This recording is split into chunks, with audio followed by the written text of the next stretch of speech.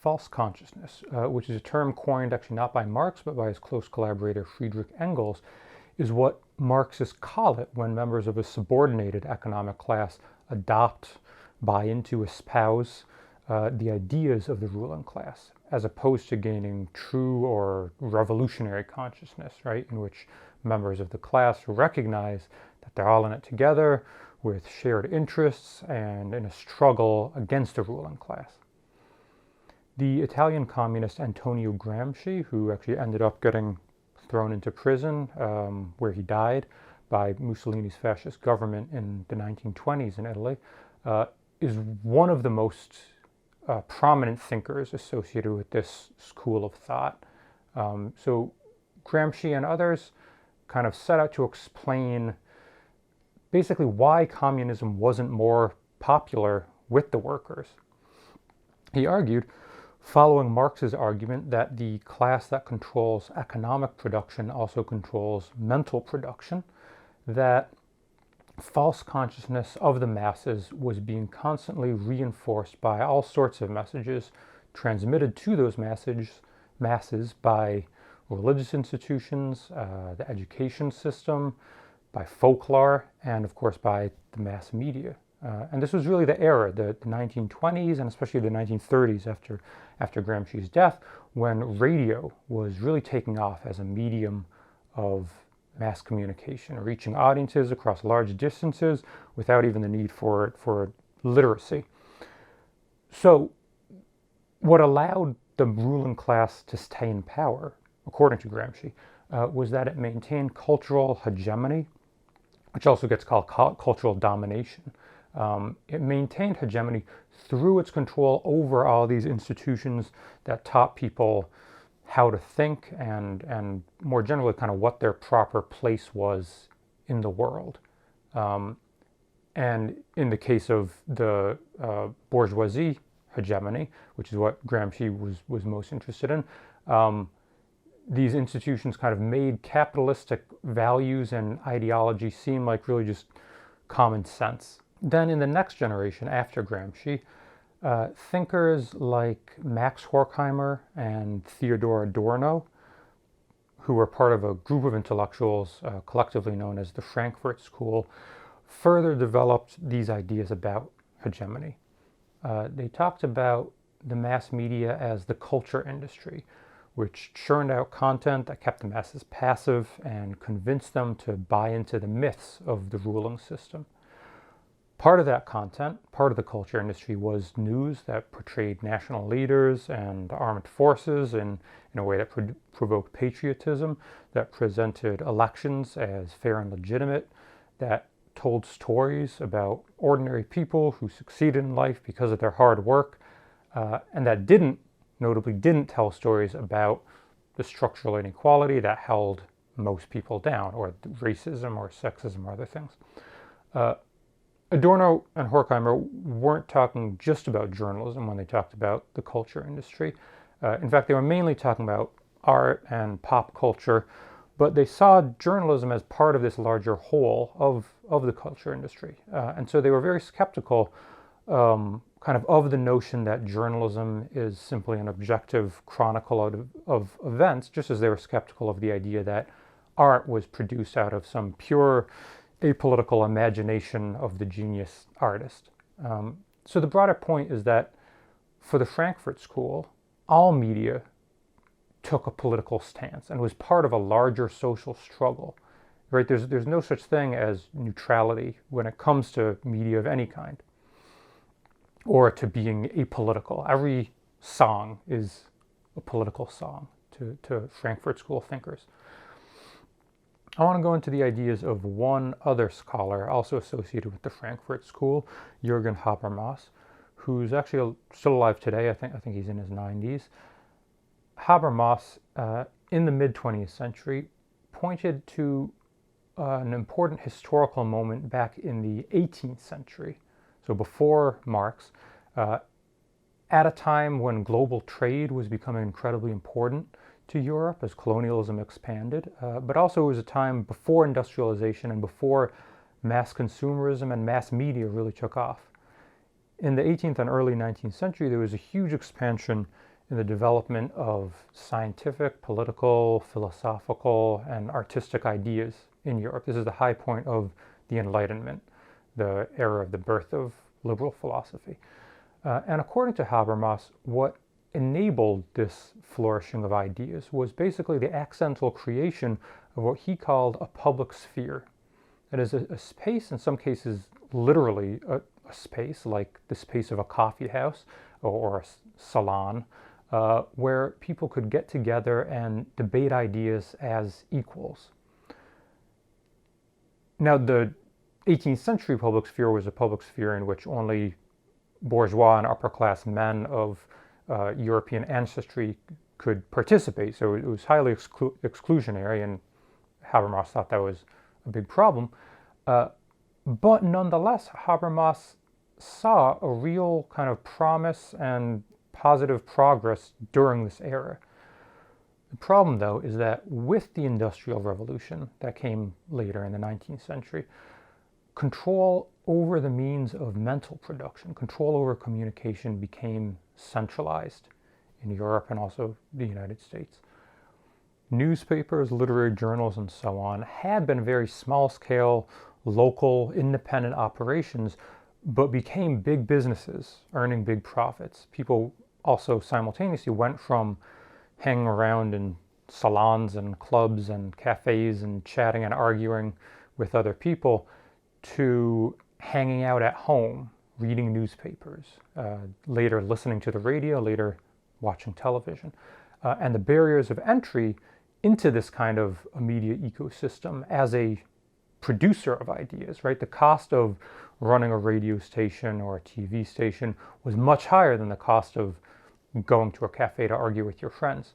So whereas in the 18th century, there was this kind of a limited golden age in which we had many different voices, many different communicators able to participate in this public sphere and transmit ideas to other people. Starting in the 19th and increasing dramatically in the 20th century with the consolidation of mass media under big media corporations, we saw kind of a narrowing of the public sphere down to where just a few authoritative communicators broadcast messages in this top-down way to the masses. Now, there's a lot of debate about whether the internet and social media are good or bad for the public sphere, given that we do see mass participation in producing and not just consuming media. Habermas himself, though, in recent years has commented pretty negatively, saying the problem with the internet, basically, the problem is that the way that the internet is currently structured is that it divides us into lots of small sub-communities of people who all agree with each other instead of kind of forcing people who disagree with each other into a healthy debate. And so he's worried that internet is actually kind of fragmenting society rather than promoting constructive debate.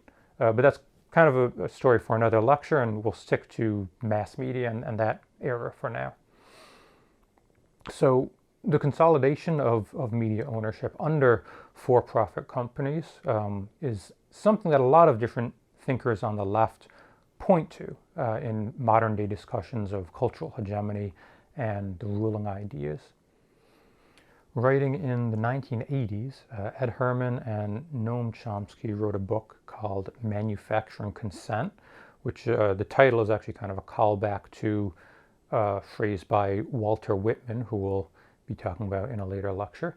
So they wrote a book called Manufacturing Consent that aimed to basically apply ideas about cultural hegemony and the mass media to journalism, specifically journalism in countries that claim to have a free press.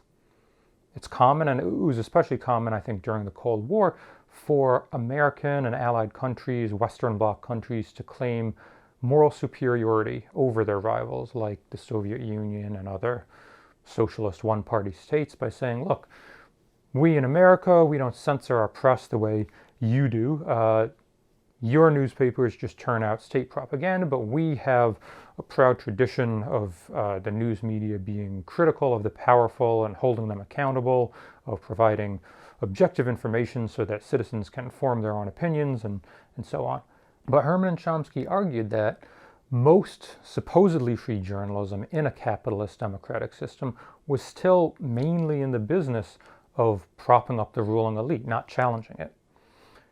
In the mainstream media, there might be news outlets with somewhat different editorial lines who support different mainstream political parties, but Herman and Chomsky saw a broad consensus among the media of producing news in a way that served government and other elite interests, particularly the interests of the economic elite. Herman and Chomsky explained the lack of true diversity in the mainstream American media in particular, and the media's deference to the government by arguing that though journalists were protected by the First Amendment, even though the outlets they worked for were owned by private companies and not by the states, the news they produced had to pass through kind of a series of filters before it actually got published. Herman and Chomsky said that those filters all but eliminated information and opinions that could really challenge the ruling elite. In what they called their propaganda model of the political economy of the mass media, Herman and Chomsky named 5 of these filters. The first one has to do with the characteristics of news organizations, specifically their size, their ownership, and their market orientation. A lot of big TV and radio channels and also newspapers were in the 1980s and even more so today owned by big corporations. The stock of these corporations is often publicly traded, and so management is concerned about keeping stockholders happy by earning profits, or at least more realistically nowadays not losing too much money. And so they're often more interested in kind of the bottom line than they are in speaking truth to power.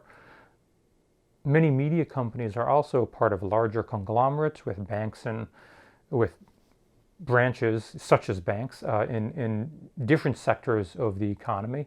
And critical journalism could endanger those other interests.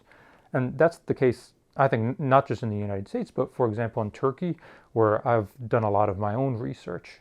In Turkey, you'll see newspapers owned by a parent corporation that also owns a bank, maybe a big construction company, maybe a mining company.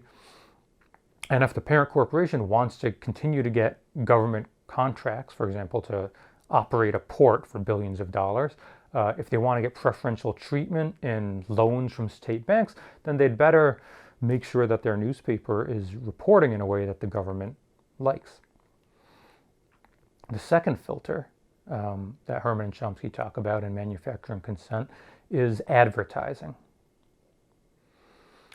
The earliest newspapers, kind of back in the golden age of the public sphere that Habermas talked about, were mostly owned by rich guys, kind of as vanity projects that ran at a loss, or they were funded by political parties that paid them to produce, specifically partisan content. Or those newspapers simply cost much more than most people could afford to pay.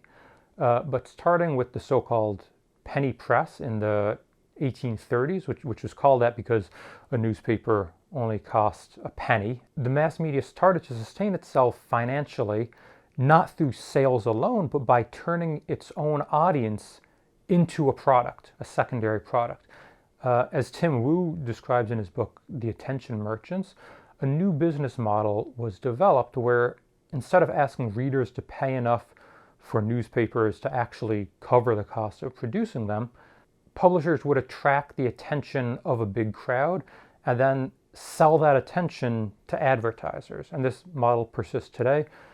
Of course, not just for news media, but also for social media platforms and search engines, right? You don't have to pay to use Google per search, or you don't pay a subscription to Google because you actually are their product, right? Google is selling your eyeballs to advertisers. That's how they make their money. And according to Herman and Chomsky, this was important because the effect of newspapers or other news organizations' dependence on advertising revenue is that it kind of helps squeeze them into sticking just to a narrow range of views that don't challenge the status quo. Of course, this is a little bit out of date, in part because the advertising market like other things, has kind of fragmented over the recent decades. Right now we have micro-targeting, and you can reach a very niche audience, and so you can have a small online publication that caters only to people who like buying knives, and then you have lots of knife ads on that website. The era that Herman and Chomsky were talking about was much more, well, the era of mass media, where newspapers and especially television stations kind of tried to attract everybody for their audience, or in the case of some newspapers and magazines, kind of they tried to attract everybody within kind of the elite consumer demographic. But nonetheless, just with that caveat, let me go on to explain a bit more about the Chomsky and Herman's argument here.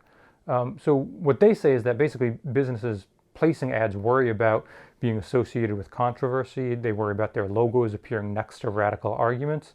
And because the ruling ideas that serve the ruling classes are the ones that appear most natural and commonsensical, advertisers tend to reward companies that keep quiet about information that would challenge the mainstream consensus, right? The common sense that serves the elite interests. Advertisers themselves are, of course, mainly owned by the ruling class, members of the ruling class who don't really want to support reporting that undermines their hegemony. I'm Chiquita Banana, and I've come to say bananas have to ripen in a certain way, and when they're flecked with brown and have a golden hue, bananas taste the best and are the best for you. The third filter of the mass media that Herman and Chomsky talk about is sourcing. And we'll get into this a bit more when we talk about gatekeeping theory. Journalists depend heavily on government officials and other elites as information sources, necessarily, because often those are the people with the most publicly relevant information. And those elites can punish them by denying access if journalists are too critical of them. When, on the other hand, journalists write news reports that are propaganda, that serve the interests of those elites, then, of course, those sources are very happy to offer exclusive access and scoops and other kinds of perks. The fourth filter is Flak.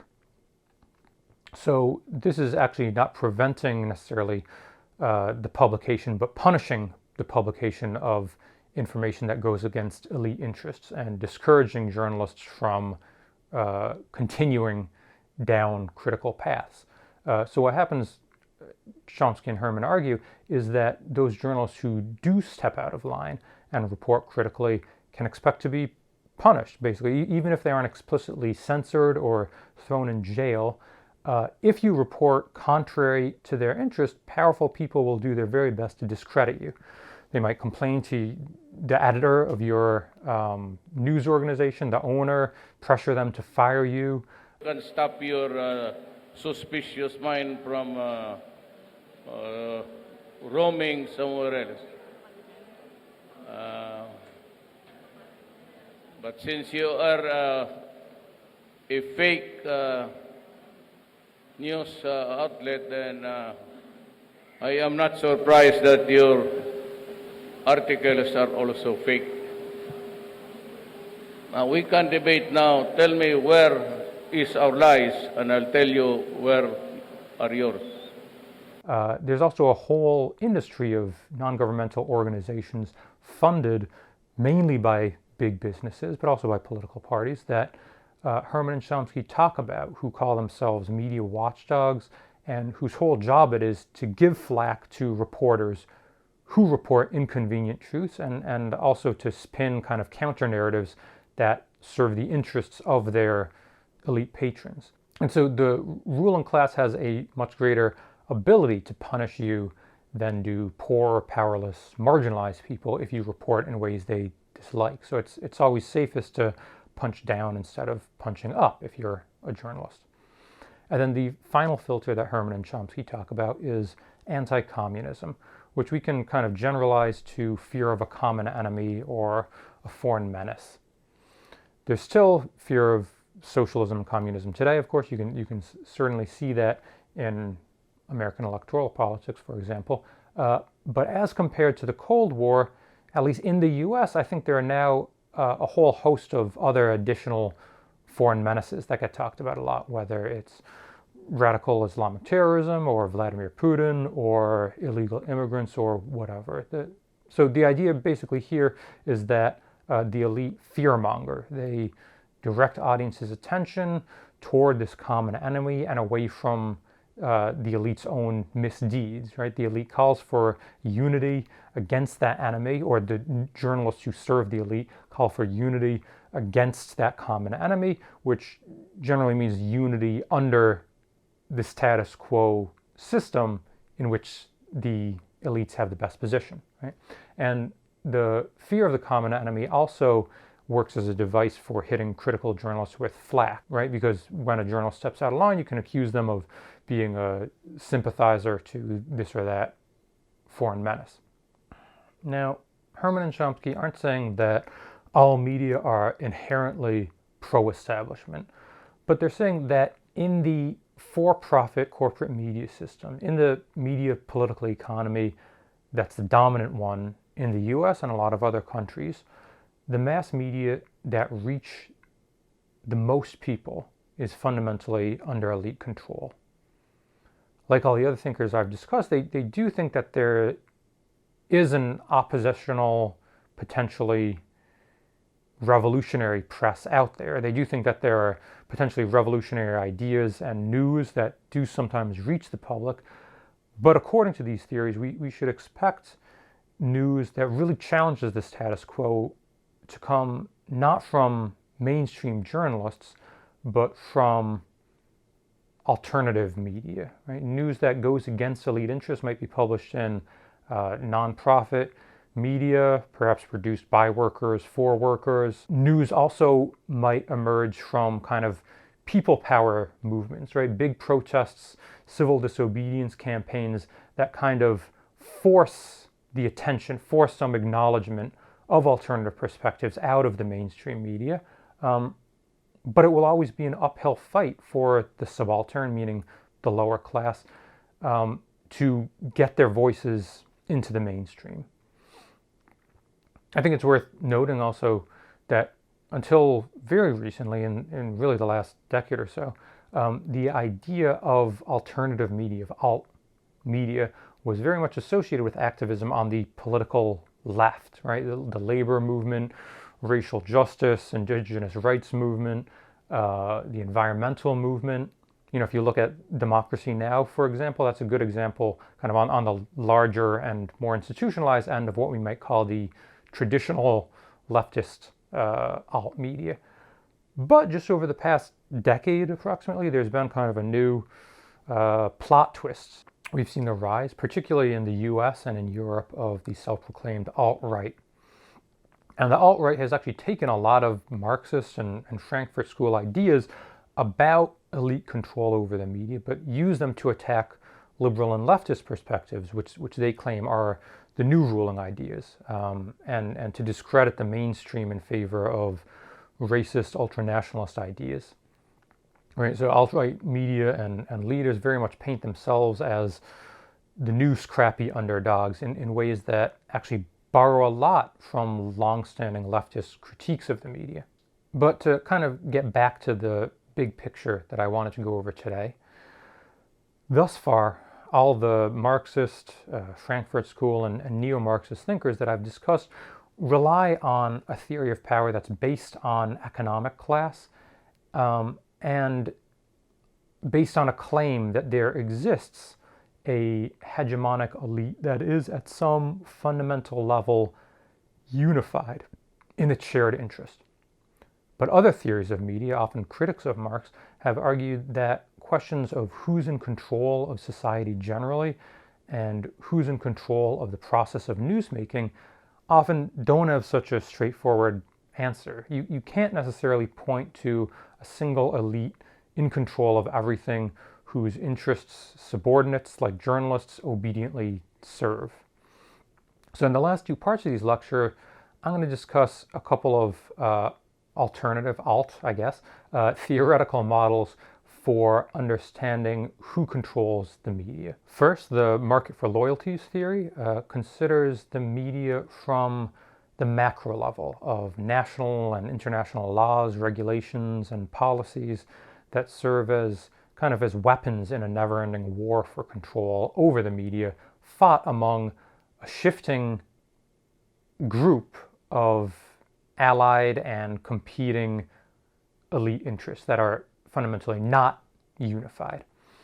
The second theory I want to talk about, gatekeeping theory, actually by contrast zooms all the way into the micro level of newsmaking. So considering how editors, reporters, and sources obtain, transform, and transmit information, considering all the little kind of decisions and negotiations that shape what becomes news and how the news gets presented and what gets left out of the news.